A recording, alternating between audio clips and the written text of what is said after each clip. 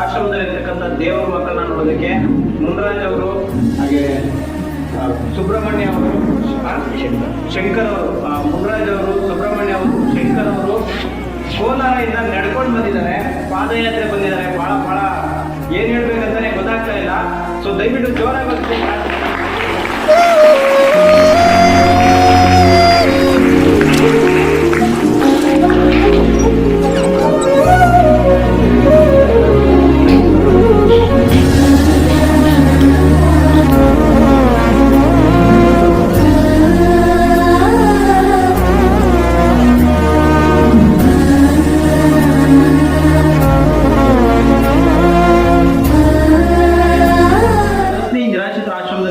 ದೇವರ ಮಕ್ಕಳ ಮೇಲೆ ತುಂಬಾ ಪ್ರೀತಿ ಗೌರವ ತೋರಿಸ್ತಾ ಇದ್ರ. ಜೊತೆಗೆ ಇವತ್ತು ಕೋಲಾರದಿಂದ ಸರಿಸುಮಾರು 100 ಕಿಲೋಮೀಟರ್ ಆಗುತ್ತೆ. 100 ಕಿಲೋಮೀಟರ್ ಪಾದಯಾತ್ರೆ ಮಾಡ್ಕೊಂಡು ಬಂದಿದ್ದಾರೆ. ಬಹಳ ಸಂತೋಷ ಆಗುತ್ತೆ. ಎಷ್ಟು ದಿವಸ ಆಯ್ತು ಬಿಟ್ಟು ಮತ್ತೆ ಇಲ್ಲಿಗೆ ಆ ಥರ ಬರ್ಬೇಕಂತ, ಯಾಕಂದ್ರೆ ಬಸ್ ಇದೆ, ಆರಾಮಾಗಿ ಸೊಂಡಗುಪ್ಪಕ್ಕೆ ಬಸ್ ಬರುತ್ತೆ. ಅಂಥದ್ರಲ್ಲಿ ನೀವು ಇಂಥ ಒಂದು ಸಾಹಸಕ್ಕೆ ಯಾಕೆ ಕೈ ಹಾಕಿದ್ರಿ ಅಂತ ದಯವಿಟ್ಟು ತಿಳಿಸ್ಕೊಡಿ ಸರ್. ದೇವಸ್ಥಾನ ನೋಡ್ಕೊಂಡು ಆಸೆ ಆಯಿತು, ಬಿಡೋದಂತ ನೋಡ್ಕೊಂಡು ಆಸೆ ಆಯಿತು, ಅದಕ್ಕೆ ಬಂದ್ವಿ. ಅಂದರೆ ದೇವಸ್ಥಾನ ನೋಡ್ಬೇಕಂತ ಆಸೆ ಆಯ್ತು, ಒಪ್ಕೊಂತೀನಿ. ಆದರೆ ನೀವು ಬಸ್ಸಲ್ಲೇ ಬರ್ಬೋದಿತ್ತಲ್ಲ? ಬೇಡ ಸರ್, ಬಸ್ಸಲ್ಲಿ ಎಲ್ಲರೂ ಬಸ್ಸಲ್ಲಿ ಬರ್ತಾರೆ. ನಾವು ಬಸ್ಸಲ್ಲಿ ಬೇಡ ಅಂತ ನಡ್ಕೊಂಡು. ಯಾಕೆ ಸರ್ ಆ ಥರ ಅನ್ನಿಸ್ತು ನಿಮಗೆ? ನಮ್ಗೆ ಇಷ್ಟ ಆಯ್ತು ಸರ್, ನಾವು ನೋಡ್ಬೇಕಂತ, ಪಾದಯಾತ್ರೆ ಮತ್ತೆ ಮಾಡ್ಬೇಕಂತ. ಎಷ್ಟು ದಿವಸ ಆಯಿತು ಸರ್ ಬಿಟ್ಟು ಬಂದು? ಗುರುವಾರ ನೈಟ್ ಬಿಟ್ಟಿದ್ದು. ಒಂದು 10-10:30 ಆಗಿರ್ಬೋದು. 10:30 ಆಗಿರ್ಬೋದು. ಏನು ಕೆಲಸ ಮಾಡ್ತೀರಾ ತಾವೆಲ್ಲ? ಮಾತಾಡಿ, ತೊಂದರೆ ಕೆಲಸ ಮಾಡ್ತೀನಿ. ನಿಮ್ಮ ಅನಿಸಿಕೆ ಅಭಿಪ್ರಾಯಗಳನ್ನ ತಿಳಿಸಿ. ಯಾಕಂದರೆ ಅಷ್ಟು ದೂರದಿಂದ ಬರೋದೇನು ತಮಾಷೆ ವಿಷಯ ಅಲ್ಲ. ಇಲ್ಲಿಂದ ಸೊಂಡಗುಪ್ಪು ಹೋಗ್ಬೇಕಂದ್ರೆ ನನ್ನ ಕಾಲು ಎಷ್ಟು ನೋವುತ್ತೆ ಅಂತ ನನಗೆ ಗೊತ್ತು. ಅಂಥದ್ರಲ್ಲಿ ಸುಮಾರು 100 ಕಿಲೋಮೀಟ್ರು ನಡ್ಕೊಂಡು ಬರಬೇಕು ಅಂದರೆ ಅದು ಸಾಧಾರಣವಾದ ವಿಚಾರನೇ ಅಲ್ಲ. ಅದು ಏನು ಹೇಳ್ತಾರೆ, ಪುಣ್ಯಕ್ಷೇತ್ರಗಳಿಗೆ ಹೋಗೋದನ್ನ ನಾನು ನೋಡಿದ್ದೀನಿ. ಇವತ್ತು ಪುಣ್ಯಕ್ಷೇತ್ರಗಳಿಗೆ ಹೋಗೋದನ್ನ ನೋಡಿದ್ದೀನಿ. ಇಲ್ಲಿಂದ ಧರ್ಮಸ್ಥಳಕ್ಕೆ ಹೋಗ್ತಾರೆ, ಮತ್ತು ತಿರುಪತಿಗೆ ಹೋಗ್ತಾರೆ, ಆಮೇಲೆ ಅಯ್ಯಪ್ಪ ಸ್ವಾಮಿ ದೇವಸ್ಥಾನಕ್ಕೆ ಹೋಗ್ತಾರೆ, ನಾನು ನೋಡಿದ್ದೀನಿ. ಆದರೆ ಇವತ್ತು ಫಸ್ಟ್ ಟೈಮು ಜನಸ್ನೇಹಿ ನಿರಾಶ್ರಿತರ ಆಶ್ರಮಕ್ಕೆ ನಡ್ಕೊಂಡು ಬಂದಿರೋದು ನನ್ನ ಪ್ರಕಾರ ನಾನು ಕೇಳ್ತಿರೋದು ಫಸ್ಟ್ ಅಂತ ನನಗೆ ಅನಿಸ್ತಾ ಇದೆ. ಸೊ ಇದ್ರ ಬಗ್ಗೆ ನಿಮ್ಗೆ ಏನು ಅನಿಸ್ತಾ ಇದೆ? ಯಾಕೆ ಈ ಥರ ಬರಲೇಬೇಕಂತ ನೀವು ಡಿಸೈಡ್ ಮಾಡಿದ್ರೆ? ಇದು ದೇವಾಲಯ ಅಂತ ನಮ್ಮ ಮನಸ್ಸು, ಅದಕ್ಕೋಸ್ಕರ ಅಲ್ಲ. ನಿಮ್ಮ ತಾಯಿ ಅಂದ್ರಲ್ಲ, ಅದೇನು ಅಂತ ಅರ್ಥ ಆಗಲಿಲ್ಲ. ನಾನು ನಮ್ಮ ತಾಯಿ ಹತ್ರ ಜಗಳಾಡಿ ಒಂದು 5 months ಮಾತಾಡಿಲ್ಲ, 5 ತಿಂಗಳು ಮಾತಾಡಿಲ್ಲ. ಆಯಿತು.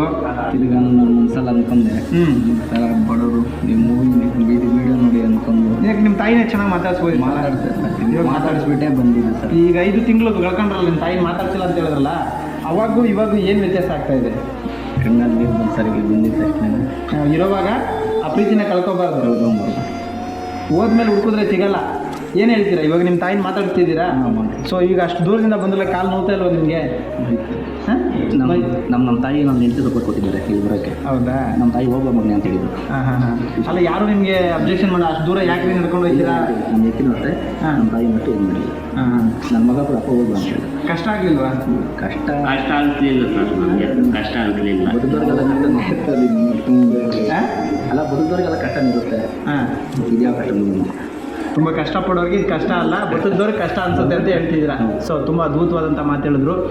ಕೋಟಿ ದುಡ್ಡಿದ್ದವ್ರಿಗೆ ಕಷ್ಟ ಆಗ್ಬೋದು, ನಾವು ಬದುಕಿದವ್ರಿಗೆ ಕಷ್ಟ ಆಗ್ಬೋದು, ಬಟ್ ನಾವು ಬದುಕಿದವರಲ್ಲ, ಕಷ್ಟಪಡೋರು, ನಮಗೆ ಕಷ್ಟ ಆಗಲ್ಲ ಅನ್ನೋ ಒಂದು ಮಾತು ಹೇಳ್ತಿದ್ದಾರೆ.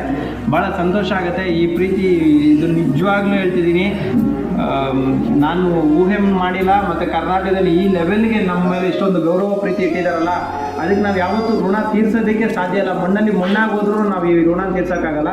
ಮೊದಲನೇದಾಗಿ ಥ್ಯಾಂಕ್ ಯು. ನಿಮಗೆಲ್ಲ ದೇವ್ರು ಒಳ್ಳೇದು ಮಾಡಲಿ, ಆಯುಷ್ ಆರೋಗ್ಯ ಕೊಡಲಿ, ಸುಖ ಶಾಂತಿ ಕೊಡಲಿ. ದಯವಿಟ್ಟು ಮನಸ್ಫೂರ್ತಿಯಾಗಿ ದಯವಿಟ್ಟು ಎಲ್ಲರೂ ಕೈನ ಮುಂದೆ ಚಾಚಿ ಆ ಕುಟುಂಬಕ್ಕೆ ಒಳ್ಳೇದಾಗಲಿ. ಆಯುಷ್ ಆರೋಗ್ಯ ಸುಖ ಶಾಂತಿ ನೆಮ್ಮದಿ ಎಲ್ಲ ಕಾಣುತ್ತೆ. ಯಾಕಂದರೆ 100 ಕಿಲೋಮೀಟ್ರಿಂದ ನಡ್ಕೊಂಡ್ ಬಂದಿದ್ದಾರೆ. ಸ್ವಂತದವರೇ ನಮ್ಮನ್ನು ನೋಡಕ್ ಬರಲ್ಲ. ನಮ್ಮ ಅಣ್ಣ, ದೊಡ್ಡಪ್ಪ, ಚಿಕ್ಕಪ್ಪ, ಮಾವ, ಇನ್ನೊಂದು ಮತ್ತೊಂದು ಎಲ್ಲ ದುಡ್ಡಿದ್ರೆ ದುನಿಯಾ ಇವತ್ತಿನ ಪ್ರಪಂಚದಲ್ಲಿ. ಕಾಸಿದ್ರೆ ಎಲ್ಲ ಪ್ರೀತಿನೂ ಸಿಗುತ್ತೆ. ಆದ್ರೆ ಇವರು ನಮ್ಮ ರಕ್ತ ಸಂಬಂಧಿಗಳಲ್ಲ, ನಮ್ಮ ಜೊತೆ ನುಡ್ದವರಲ್ಲ, ನಮ್ಮ ದೊಡ್ಡಪ್ಪ ಅಲ್ಲ, ನಮ್ಮ ಚಿಕ್ಕಪ್ಪ ಅಲ್ಲ. ಆದ್ರೂ ಕೂಡ ನಮ್ಮನ್ನ ನೋಡ್ಬೇಕು ಅಂತ ಸರಿಸುಮಾರು 100 ಕಿಲೋಮೀಟರ್ ನಡ್ಕೊಂಡ್ ಬಂದಿದ್ದಾರೆ. ಏನ್ ಹೇಳ್ತೀರಾ ಇದ್ರ ಬಗ್ಗೆ?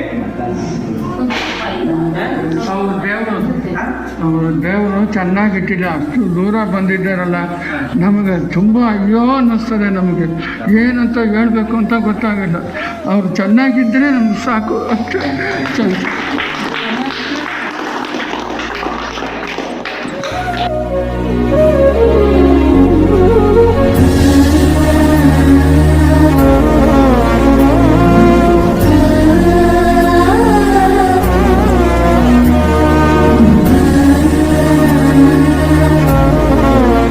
ನಾನು ನಿಮ್ಮ ಸಹಾಯ ಮಾಡ್ಕೊಬೇಕು ಅಂತಿದ್ದೆ. ನಾನು ಈಗ ಅನ್ನೋಪಾಶ್ರಮಕ್ಕೆ ಹೆಲ್ಪ್ ಮಾಡ್ಬೇಕಂತಿದ್ದೀನಿ.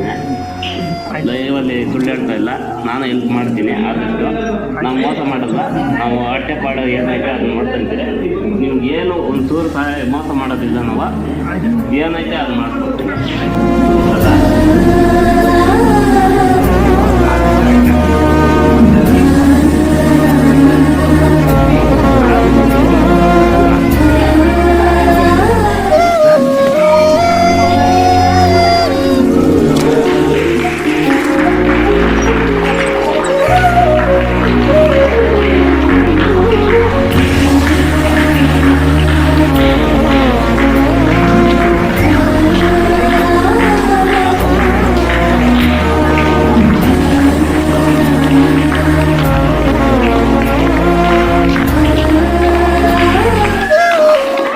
ಯಾವ ಜನ್ಮದಲ್ಲಿ ಏನು ಪುಣ್ಯ ಮಾಡಿದ್ದು ಅಂತ ಅನಿಸುತ್ತೆ ನನಗೆ. ಯಾಕಂದರೆ ಇಷ್ಟು ಜನರ ಪ್ರೀತಿ ಪ್ರೋತ್ಸಾಹ, ಕರ್ನಾಟಕದಲ್ಲಿ ಎಷ್ಟೋ ಜನರ ಆಶೀರ್ವಾದ.